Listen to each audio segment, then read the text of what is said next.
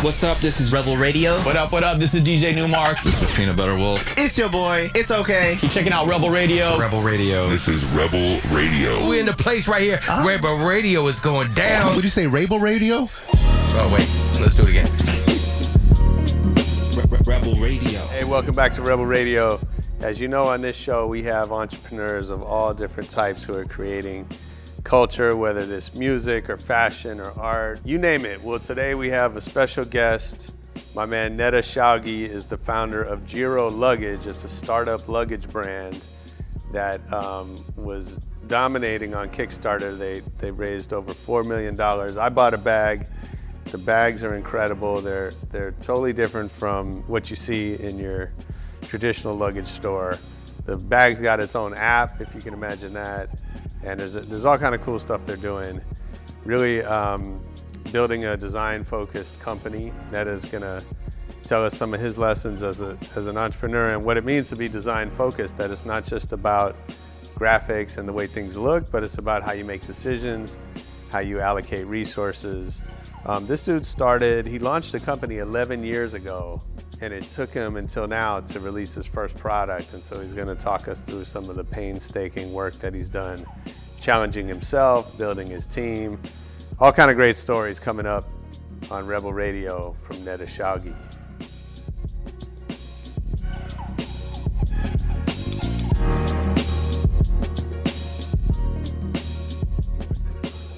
Yeah, well, I'm excited to have you on. I've been following Jiro since, Ken Hertz is an old friend of mine, and he's probably the biggest influence on me in Kickstarter. And so, I've backed a dozen or so Kickstarters, and a big chunk of them have come from Ken, just things I've seen him. So he just sends all over. Well, I get the updates from Kickstarter that says your friend Ken just backed a project, and I end up backing a lot of those. I'm sure a lot of people do, knowing Ken. And so, I ordered my Jiro early on and loving it. I've taken it on a few trips now, and gets a lot of attention with the blue wheels and just interesting design. And so, I'm excited to learn kind of how we've got to this point and where we're going from here. And then also, as I was talking with somebody about this sort of new genre of what I would call geek fashion. I don't know if that's necessarily the appropriate term, but fashion brands, cultural brands for a very tech-aware, tech-involved consumer, which I think, there's something fundamental, which I would sort of loosely put you guys in that category, and you could disagree with me if you want. But I think there's this emerging genre of fashion and culture that's very tech-centric, and I'm fascinated with that overall. So welcome. I absolutely... That's a long way of saying welcome. Thank you for having me. With the last topic, I absolutely agree. I think that the techie fashion has been evolved because of a great need of utility, and also the ability to explore that utility and to categorize everything before you actually purchase. Sure. So people, basically through crowdfunding platforms like Kickstarter, Indiegogo, and others, but also through Amazon and other engines, can get a lot of review feedback and intelligence prior the purchase. Yeah. And understand exactly what they want or they need before they even, before they inquiring about anything. So it's kind of dissolving into their lives. If there's something that enough people from their close or further environment are dealing with and coming into the radar of that community, they're starting to develop an interest in that. So I think it's a different way of people to approach that field. Yeah, it's interesting you say that. I mean, I think about my own behavior, and it's like everything is a much more considered purchase than it used to be, because the ease of researching and the number of options available that, you buy a pair of socks online and there's like thousands of choices, whereas before you would have just walked into the store, seen them, grabbed them, and not even thought about it. Yeah, I think we've made a long way since there was only a family doctor that did a lot of things, and now in order to do something, to recognize, we need to go to 10 different doctors. So Yeah. the entire world is being very specific. Yeah, So absolutely. also the consumer goods and whatever we do, we have a very specific design-oriented consumer product that we can look for the best performance that we can either feel comfortable with or identify with. Yeah. So take us back to the beginning, because you're not only founder, CEO, but you're the designer behind Jiro, right? Correct. And so I'm interested in kind of how you got started as a designer, and can you think of the first time you sort of fell in love with design? Well, I think that was when I was really young, like 5 or 6, when I just discovered the ability to express myself through drawings and sketching. Okay. I come from a family of engineers and business people and art teachers. Yeah. So Interesting. Yeah, so that combination kind of led me to understand that first you can imagine and draw down on a piece of paper your thoughts, Yeah. and then you can communicate and translate it to other people. And once it's there, that thought or idea is there, you can share it with other people. It's basically a tool to deliver ideas. Cool. And on a later stage, when I started my own journey as an entrepreneur, I had to also translate everything into business models. Right. So to knock down more ideas into physical performance ideas. And all right, so going back to the design thing. Yeah. So I started, basically I was always attached to the artistic side, but not just to art as an expression, but to utilize stuff. Can you think of a product or something early on that kind of impacted you? Well, I think the first one, I was always fascinated by aviation. I mean, how a plane flies and how this thing is going up to the air, this massive steel bird. Yeah. And space, and I was always drawn to see how things are leaking from aviation to other Interesting. other topics in life, like into the car industry, and then to home accessories and to tiny things. And basically, when I started to own my own,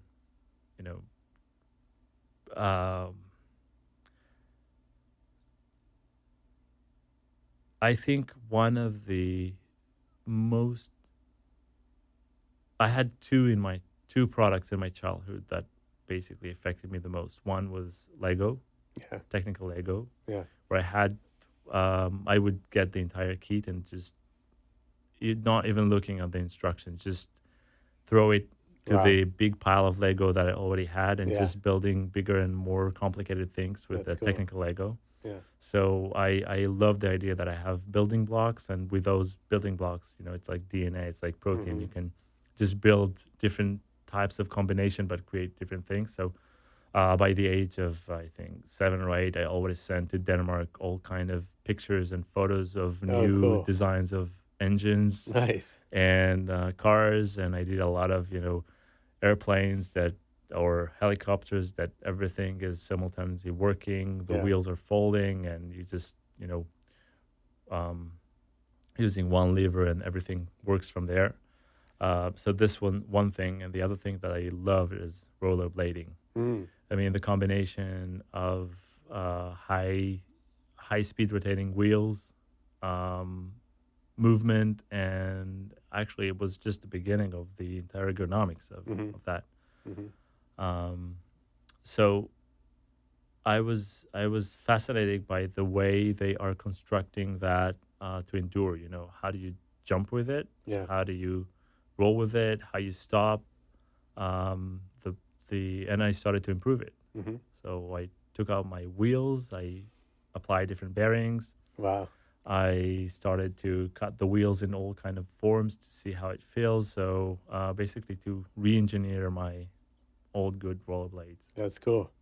That's so cool. You know, it's funny you mentioned Lego, like, and now I have a 7-year-old son who's we're knee deep in Legos, and A Lego addict. yeah, for sure. And I've done a little bit of work with the company as well, and but I find, you know, there's so much stuff now that we buy that like comes from different parts of the world. The instructions are usually terrible.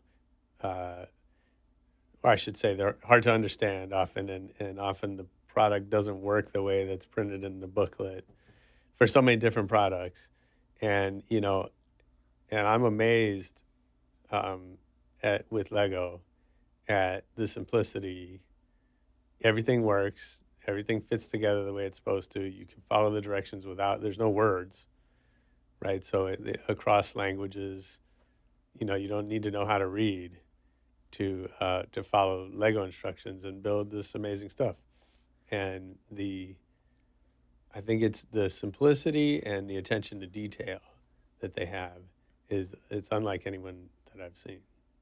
I totally agree. I think that this is something that is inherent in the culture of the origin of Lego, which is Denmark. Sure.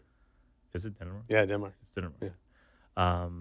And in regards to the things that you've mentioned, that it's an international language without the actual words, just iconography, and the ability to communicate any kind of instructions, the simplicity, and the attention to details.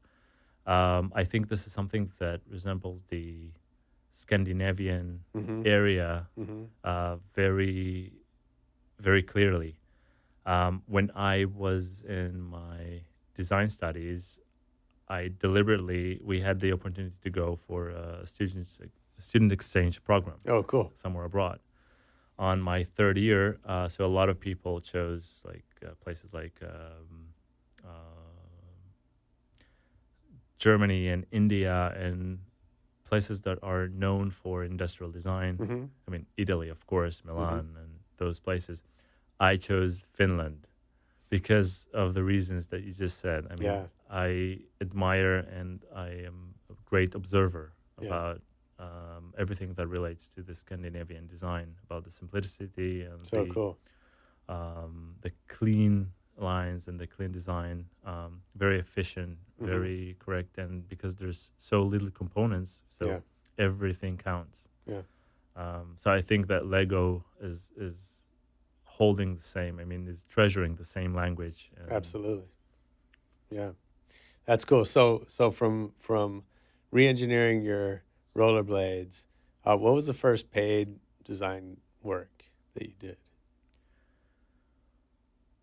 Well, the first paid design work was on my second year to industrial design studying. I started to work in a startup company that did not more than improving and developing a semen sample for infertility issues. Okay. So basically, we designed a system that is actually doing like a swimming competition between the good cells, sperm cells, and the better sperm cells. Wow. And we wanted to create something that will be affordable and more simple to use worldwide for people with infertility problems. So that was my first. Interesting. That doesn't seem like, I know that we know that design isn't everything, but that doesn't seem like something that needs design. Do you know what I mean? Like, yeah, I know in the way that we exactly think what you're of saying. furniture or clothing or or buildings or. In part of the industrial design is something that we don't necessarily understand that it's in every corner of our lives. Yeah. I mean, from a fork that we're holding and up to the car that we're driving and the seat that we're sitting in a plane or a train. I mean, there is ergonomics and design because eventually it's made of materials. Somebody had to give a form and a function and a price for the creating of those materials. Yeah. And it gets into a bigger equation of the entire financial model of whatever company's manufacturing that. Yeah. Are you like I am? Like, it drives me crazy when I find something, airplane seat or whatever, that's just poorly designed in such an obvious way. Like, I don't know. I was in a hotel not too long ago in New York, and they put a bed in the room that was just way too big for the room, and you couldn't get around it. And I was constantly banging my leg, and I just thought, like, no one entered this room when they were designing it. No one actually thought about how it's going to be used. Does that kind of thing bother you? I imagine that you catch that probably more than I do. Yeah, well, as perfectionist, I guess you're the same. We do have that problem, but I think industrial design versus design of a hotel room is much deeper in the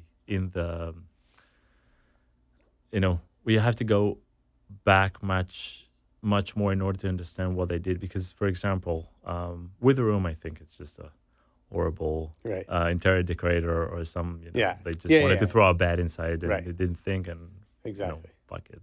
Yeah. People are paying. Yeah. But in regards to a plane seat, for example, this is something that I also actually my graduation project was an interchangeable airline seat for long distance flights. I don't know how you call it, but ergonomic seat that can actually allows you to change the sitting position during long flights. It has a lot of health issues attached to that and marketing issues. So there is the decision-making process in those companies is going way back to the drawing board. And no one wants to come up with a lousy product. But the reason that people are coming back with a lousy product, I guess, is because there's a lot of different influencers doing the decision-making that are drawing into that direction. Also in Jiro, I want to make sure that we have to make decisions. I mean, financial decisions, economical decisions, but I think that most of the decisions are regarding to the usage, the usability, and the quality of the product are still keeping and creating the brand equity. So in that matter, we have much more say as the designer. We have much more say leading the brand versus just being dragged and following the needs of the system. So it's being, there's a lot of ways to establish a company. You can establish it from the purely financial point of view. There's a way from the marketing, but we're starting from the design. So it's in the middle, it's the core of the company. So it's the entire process about decision making, the resources, and how much of them you allocate into that system. Yeah. So how'd you get to the decision to launch Jiro? I'm curious why this particular challenge. Why did you feel that the luggage world needed your skills, or what called to you about that, and as well as just the process of becoming an entrepreneur and launching a brand? Okay, so I'll divide my answer into two parts. First, I'm fascinated by movement, motion, ergonomics, and the ability to change our habits and people's habits through design, through good design. Basically, it's service. I look at this as a service. And through my experience, my private experiences as a traveler and as a designer, I could actually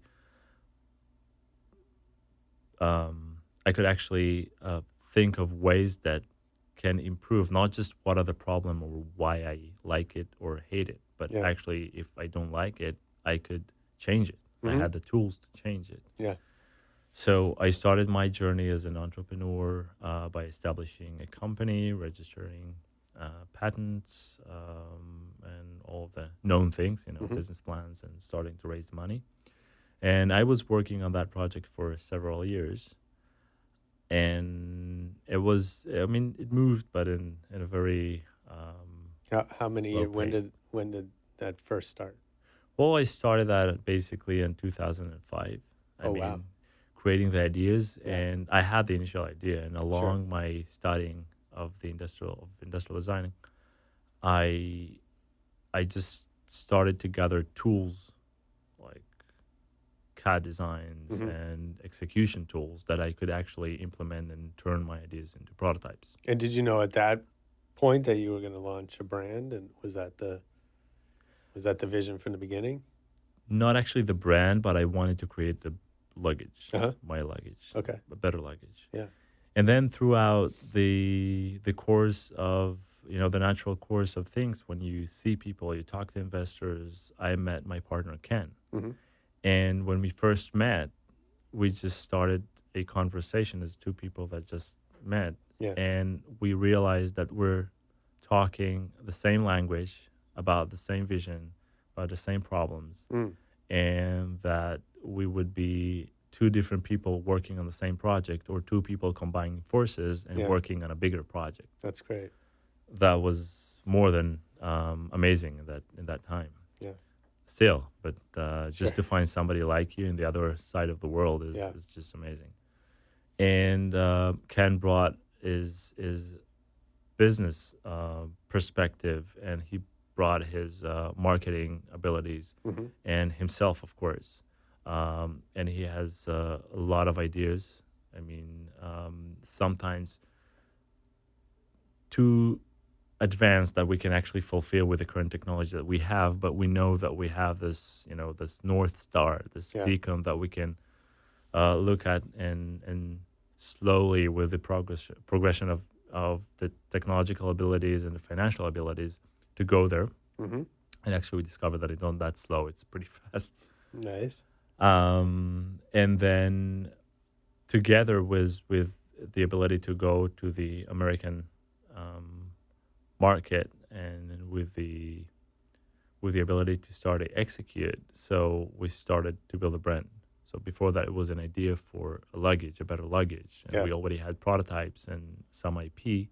But together with the financial and with the commercial capabilities that Ken brought, and of course the vision, it just got into a massive roller coaster that we just started to execute with I don't know, no time. Yeah, Don't know how sure. to say it. So I know, for all businesses, and I think especially startups, the right co-founders, the right partner team is so essential.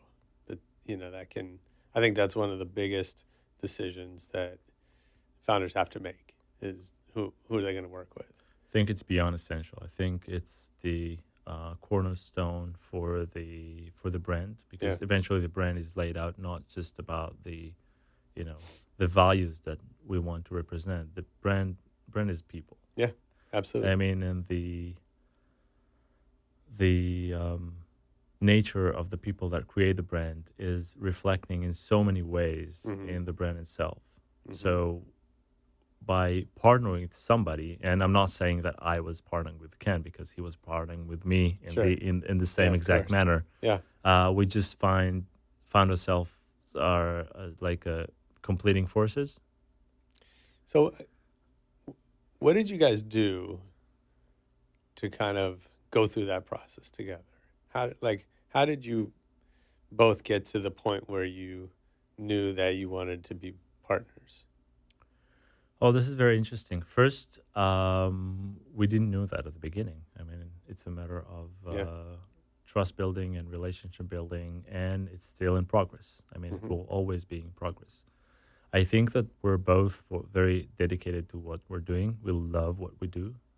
We're passionate about what we're doing. And I think that we just found a great potential in the partnering before we even got to understand the nature of each one of what they bring to the to the table, to the party. And then we had some kind of divide and conquer. So I was more in the design and the execution and the envisioning of the product line and what are the actual product that we're starting to develop, and Ken started to surround and bring to the people, bring to the table the right people to actually execute that and build the company from scratch. Okay. Was there a specific customer in mind when you when you started this process? Did you have, again, some companies, every company starts in a different way. Some start with a target market and an unmet need and that kind of thing. How did you think about who the customer is? Well, I think for us it was very easy because we had our first two customers, which were Ken and myself. Yeah. I mean, each one brought a different requirements and needs to what the products and brand should be. Yeah. But both of us realized, I mean, we knew what kind of problems we're facing. And until today, we know that we will not produce a product that we will not be a customer of that product. So we're not producing for somebody. We're we're designing and creating products for ourselves, for our family, for our friends, and for people that are like ourselves. Is that so? If you were, let's say Jiro becomes huge, and you're asked to speak at the college graduation, of your college, is that advice you would give to the students that they should start businesses, making stuff for themselves? Well, I think if you're addressing that, it's in a different way, because making stuff from this, well, when you're your own customers, you know their needs, but you need a wider circle of people to give you feedback, and if it's going to be a commercial product, so you need to address much more needs than your own needs. That's why this is how you capture more essential features in the process. But I think the only advice that I could, if I can give anybody advice, but that I would give people that's starting that journey is, I think it's just to start and explore. I mean, if they are we're all built from different materials. I'm not saying there is right or wrong, and there are different people in the world, and it's very essential that we'll be different people in the world. If we're all the same, it will be very boring. Absolutely. And each one is bringing different things to the party. But I think the most important, and also the recipe for, I would say for happiness, but to get joy from what you're doing, is to do the right thing for you. And you wouldn't be able to do that if you're not going and exploring.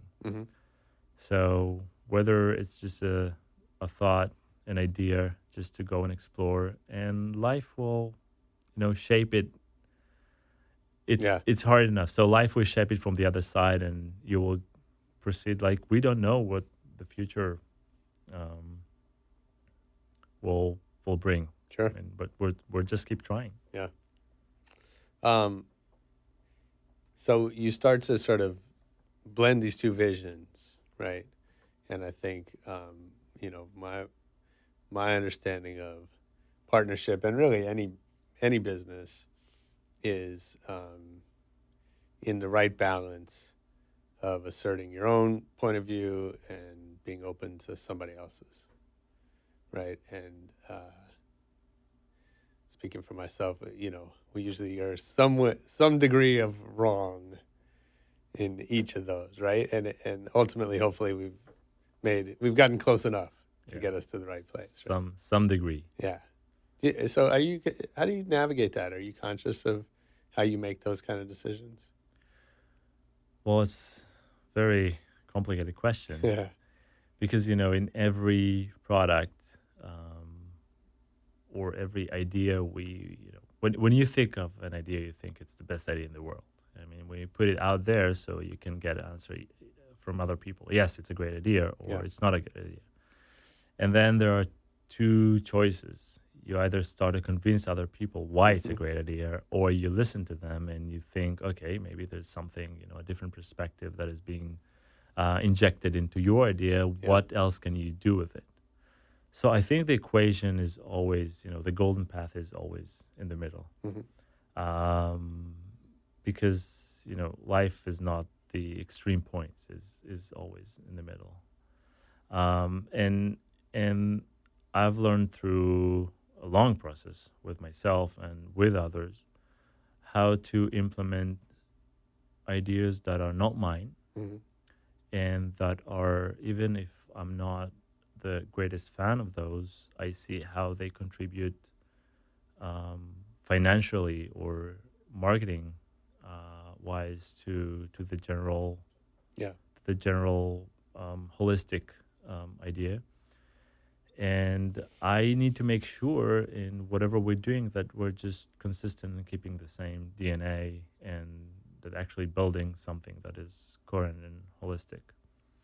So I'm open myself, though it's a very vulnerable and exposed, or an exposed stage to be in. But I mean, if you want to change, if you want to do something, you have to be ready to take the risk. Yeah. And the more you do that, you learn how to mitigate the risk.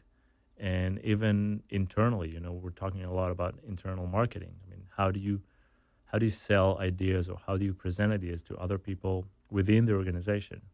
Which is, sometimes they're just not in the right day. Sometimes they just went out of a very complicated meeting and it's not right. So it's sensitive, but it's logic.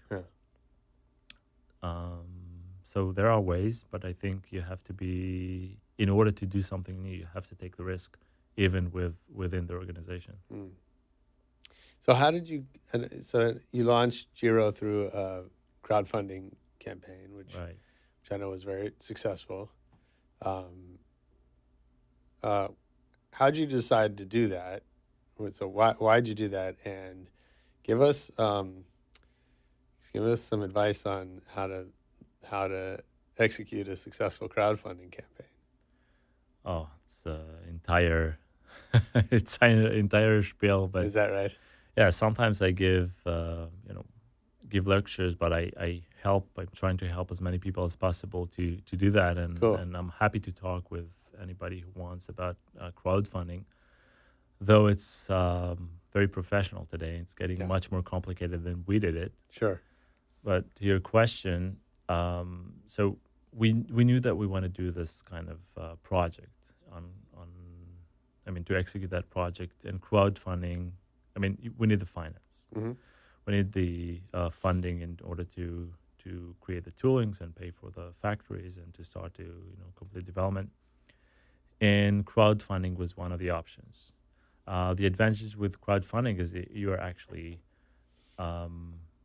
do two things, actually three things. One, this is a new product, and in a world of, when I'm talking about the luggage world, when we're talking about evolving world that is, the configuration of four wheels is majoring.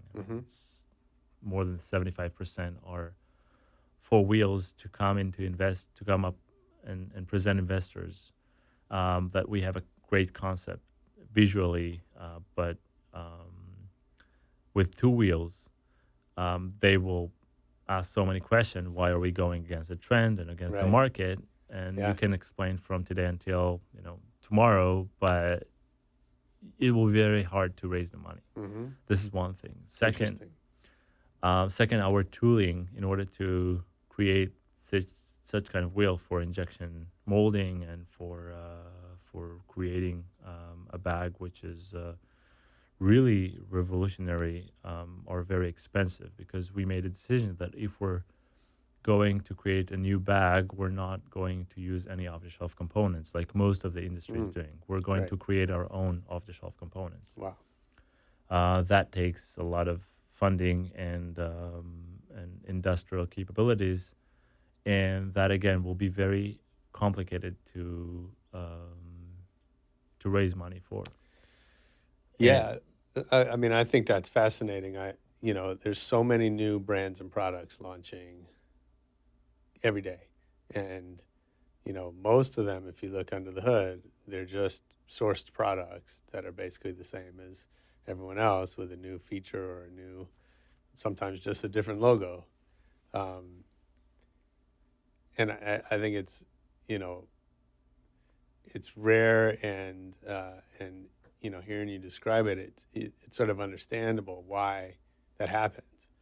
That I imagine it's much harder to go get financing to build something when there's these off the shelf components that to maybe some people are just as good. Right. That was the I think one of the critical decisions that we took, about that if you want to disrupt an industry, you have to stretch the envelope and get Right. beyond the boundaries of the existing industry. Otherwise, you're just in the cycle. Sure. And that was a critical decision that cost us a lot of money, and we had to re-engineer everything from scratch. But it also helped us to identify and create a new segment in luggage that I can say that, well, so far so good. But we could, people can only buy what they can find online or in stores. Sure. People cannot ask for something they're not aware of. Right. So you have to show them sometime, some kind of a different products in order to understand if they want it or not. And that was also the reason why we went to Kickstarter, because we didn't know if the concept is good enough to be mass marketed. Mm-hmm. And the main problem on crowdfunding, and this is something that I can say here about crowdfunding, is that a lot of people say, okay, we just get a product, put it on Kickstarter or Indiegogo and see how it goes. But that's not reality, because you have to work very hard in order to drive enough eyeballs and to know statistically if your product is successful or not successful, because, especially if it's not successful because the product itself is not successful, or you Right. just didn't drive enough eyeballs to your project. Yeah. So we wanted to make sure during the project that we're driving enough traction for people to either want it or not want it, but not to fail because we didn't do enough in order to publish or market the project. Well, that's kind of what I love about crowdfunding, is that it turns the traditional model on its head, where you're essentially doing your marketing, or at least a good chunk of it, up front. And I think what we're talking about is I've always said the old paradigm was that making stuff and distributing stuff was very difficult, and marketing was easy if you had the money. And now it's the exact opposite. That making stuff, again, you could have bought all the components on Alibaba and spent an afternoon assembling them and had a new bag, and market same day. Now, it wouldn't have been your vision, but people do that all the time, right? But marketing, getting enough eyeballs and enough people to pay attention and care is extremely difficult. So I love the model of putting that up front, as opposed to waiting until you've put a product on market and then trying to figure all that out. Well, I agree in most of the things. I'll tell you. Feel free to disagree. Well, what I love about Kickstarter and those platforms is that they actually allowing entrepreneurs and regular people to go and create new things that actually promote the world, but are not coming from a financed background. This is amazing. And it's not only amazing about the fact that they are doing it, is that the fact that they created a real system and entire ecosystem, Apple are making iPhones, but there is an entire ecosystem about iPhone cases and skins and that are being manufactured. So it draws another industry. Yeah. And this time, I just admire the people in Kickstarter that founded this kind of platform, and they also put that in the right legal phase, where this is the only place in the world where entrepreneurs can actually get a pre-order cash without having any inventory or obligation, like a real legal obligation to get the product done. No, actually, that's not true. They have to get the product done, but they have enough credit from the backers to go and fulfill the product with sufficient time and, let's say, with tolerance. So this is one thing. In regards to the marketing, I think that marketing is the queen mother of any industry. I mean, even if the product is great, if I had to put this in percentage, I would say 5%. Sure. I mean, marketing versus whether it's just a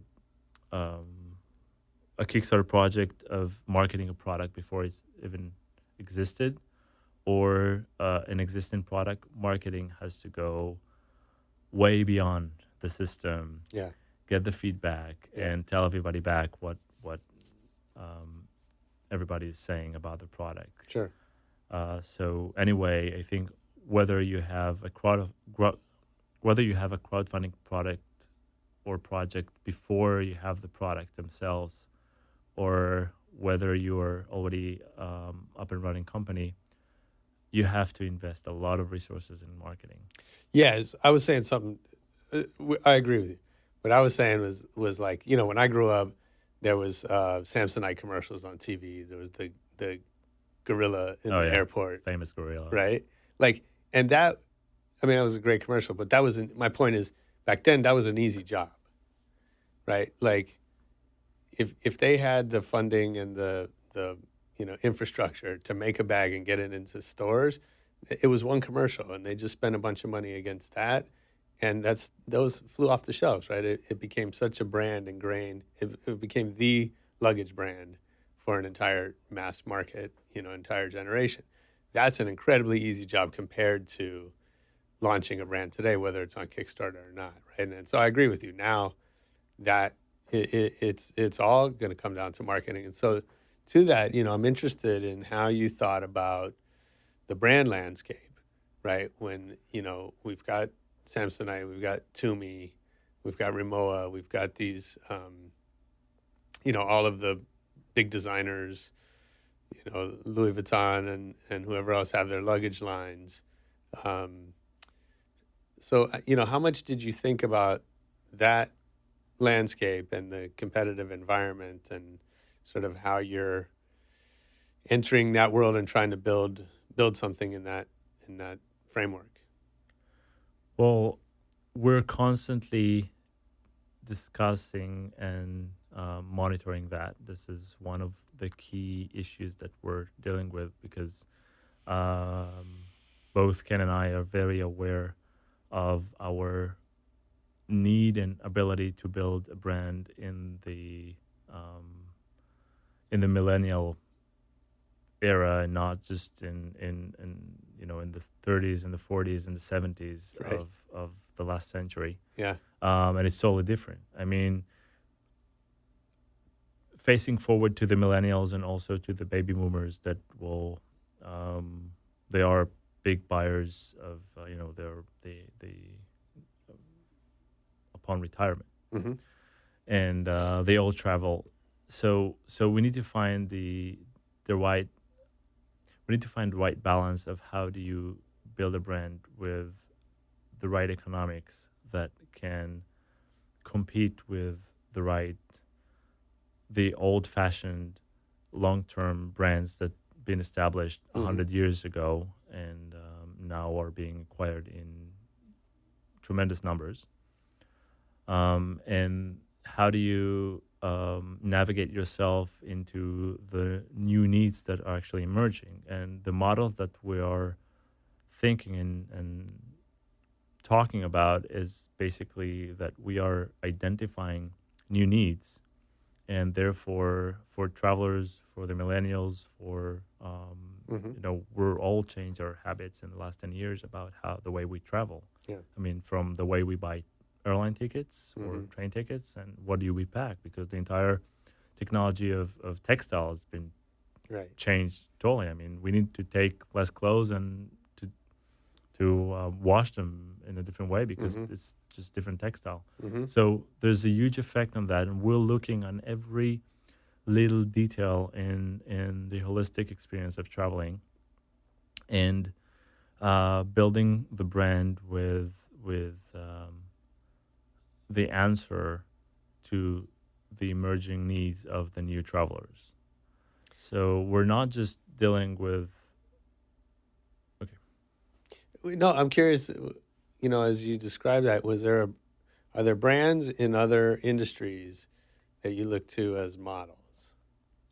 Well, I think the most interesting in regards to consumer, the way people buy and the way people actually connect to their products, I think we're looking in three different industries. I think the iPhone,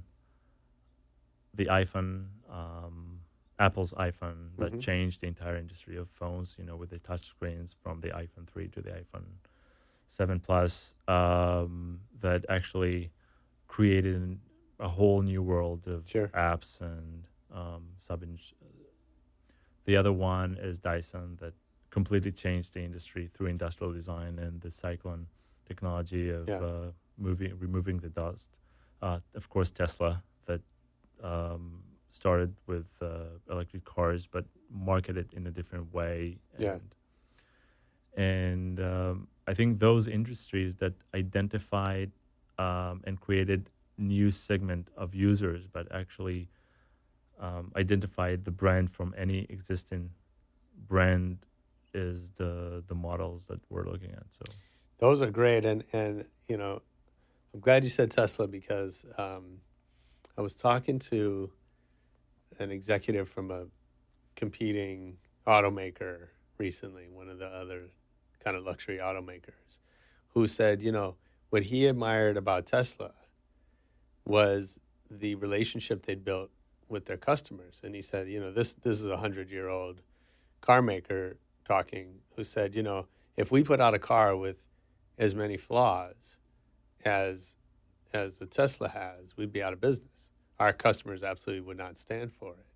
And he wasn't calling Tesla a bad car, but he was saying that it's part of its DNA is these imperfections that evolve over time, and that it, it's designed to get better as it goes and as the company learns.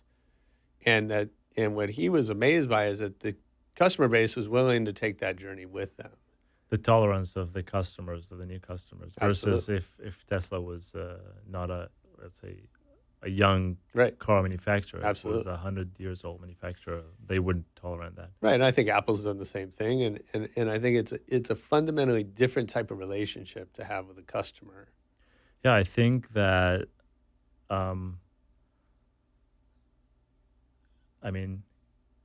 finding the right partner is one thing, but maintaining 30 years of marriage is much more complicated. Absolutely. And in order to do that, the most important thing about maintenance of a relationship is first having a relationship, not just, get and forget. Right. But also, what do you bring? How do you constantly renewing, and what new things are you bringing in order to fuel again and again this kind of relationship? And I think that when it comes to people, it's the same thing about the relationship of customers and the brands they are customers of.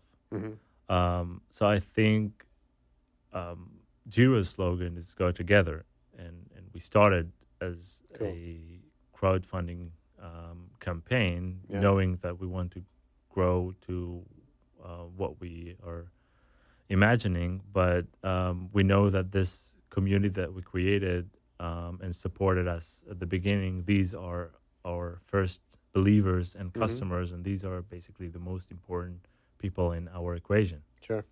And in the future, we will just right now, as any brand, we have the birth labors, and we're not reaching all the people in the right time, which of course we're very sorry, and we're doing our best, and we are doing a lot of we're allocating a lot of resources that to turn back to the human resources, which I believe it's about people. It's not about customers. It's people doing things for other people. Yeah. So I think that the communication with the brand and the language and the tone and the amount of people, the amount of times that you actually can communicate, this is the most important. What's been most surprising to you about yourself in this journey? Wow. It's a good question. Well, let me ask it this way. What skills have you drawn on that maybe you didn't expect to when you were first starting? I think that I learned that I have a very strong intuition about things. I mean, about something that can work or can't work. I don't always find the words or the logic why it is like this, but I tell a lot of people I just feel it in my bones. Yeah. But during the time, I think that what I learned, and I'm still, struggling and learning, is to let go from a lot of things. And the more I let go, I get more free. And when I get more free, I get also more, more open to explore and to get more ideas. And I think that it's a constant evolving issue about developing of a business. Sure. To let go things and to be open to get more things in. Yeah. Absolutely. What do you think is the biggest mistake you've made so far? It's a combination of a lot of wishful thinking versus execution versus how do you market and where do you do that. I don't think it's a big mistake, but I think we are leaving a lot of there are a few. I think in terms of the crowdfunding, that we open the campaign into the entire world instead of just limit it into several countries, that we knew that we can do that. That we end up selling sending products into 73 countries. Wow. Which has, with the batteries and with the trackers and with the luggage, different regulations and different customs orders. Yeah. The logistic operation behind the project is just huge, and that was we had to allocate a lot of resources, even more than we anticipated before. I think in terms of running a business and a company, I think that I had to get more people, more professional people in the right time, faster to the system. I think that we had to delegate more. I think that I had to get more executives to be ready to evolve in a faster way that we can evolve. But it's all good. We are learning, and everything is under control. Nice. So, and as I hope you agree or you'll disagree, but I assume as a creative person as well as an entrepreneur, that just managing your own energy is extremely important. Oh, it's beyond important. It's a very complicated exercise. So what do you do? Give us a couple of secrets of how you keep your energy high. Well, from my nature, I'm very optimistic. Okay. And a little bit naive. So I think That's a good it's combination. it's always good. I mean, if you're like that, it's good. Yeah.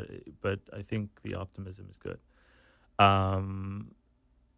What I've learned is that there are very high highs and extremely low lows. And in order to maintain yourself, your heart, your brain, your logic, and your ability to deal with a lot of different people and from contractors and to cultures, you really have to adjust yourself into a certain level of manners. So, not get excited, look back on things, Yeah. get and take the right perspective. Yeah. I'm trying to take myself out of situation and look in other people that are involved in a situation, look through their eyes and to see what kind of perspective they have. I mean, I'm also Libra, so I'm always do it by nature. But so this is one thing, and the other thing is that I've learned to appreciate the power of a company. I mean that when I'm not successful in something, I would go to a different person in the company that is good at this, and I will either ask them to do that or just ask for their advice, or we'll do it together. But I've learned that from being an individual entrepreneur, the power of doing things together and rely on other people and trust other people is more than critical for the success of a business. Yeah, that's good. Okay, I have a little speed round before we wrap up that I want to go through with you. So, we talked about what advice you'd give to other students. Let's go back and give one piece of advice to yourself when you were, say, 18, starting out. What would you tell yourself?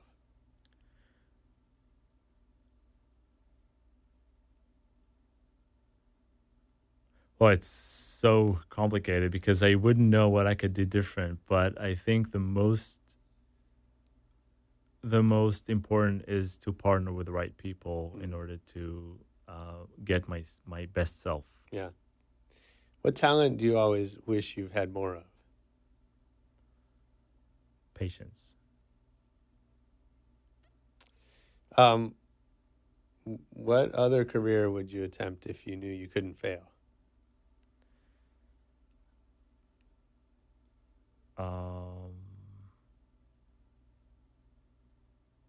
Wow, these are hard questions.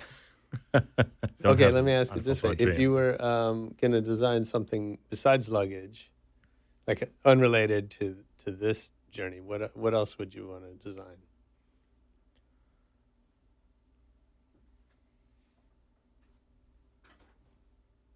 Probably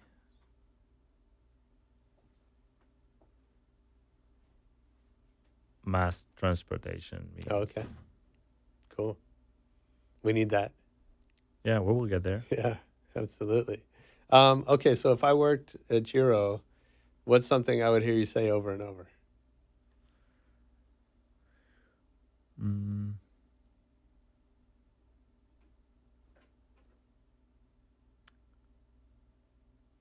We have to get it done. Who would you be most excited to learn is a fan of your work?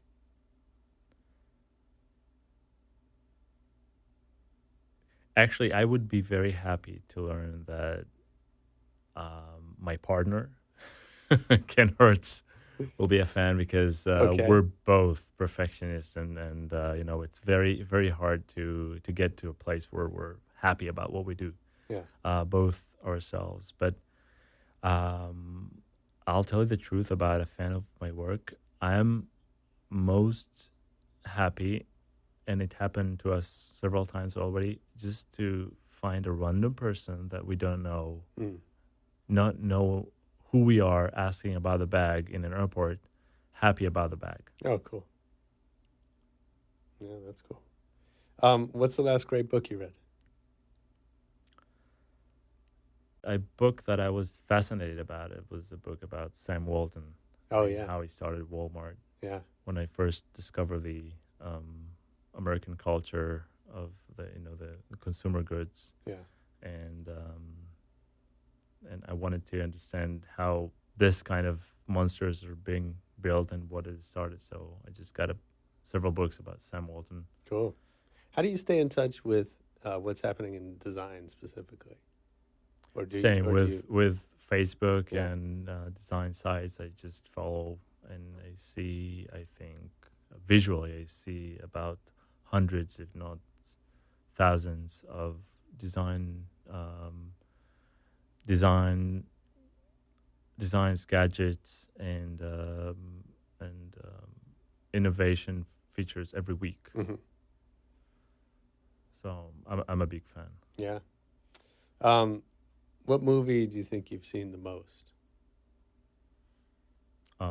Probably the most many times. Yeah. I mean, probably Ratatouille by Walt Disney. Cool. I just love the way Paris and the food are being reflected in this movie. I think it's so delicate. That's It's brilliant. So cool. Nice. And do you have a favorite DJ or musician? I hear mostly either techno Uh-huh. or classical music, Interesting. and when I'm saying mostly, it's only Yeah. a little bit of pop and rock, but most of it is just classical. And So where you get your music? not Pandora, the one with the one that recognizes music, YouTube YouTube? and Shazam. Okay. Got it. I mean, mostly. Yeah. Thank you, man. This is great. Thank you. I've loved It's been a hearing the pleasure. journey. We'll definitely be following, looking for the new products as they come. I'm excited to see the brand evolve. And so for anyone listening, Jiro.com, yeah. And loved hearing the story and can't wait to see what's next.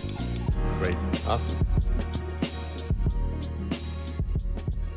All right, that's a wrap. I hope you liked it. I know I did. I learned a lot about design, about Kickstarter, about so many things related to launching an interesting company. Make sure you hit us up on Twitter, Facebook, YouTube, anywhere you can think of. We're at Rebel Radio Net. And most importantly, come back next week for more Rebel Radio. Peace.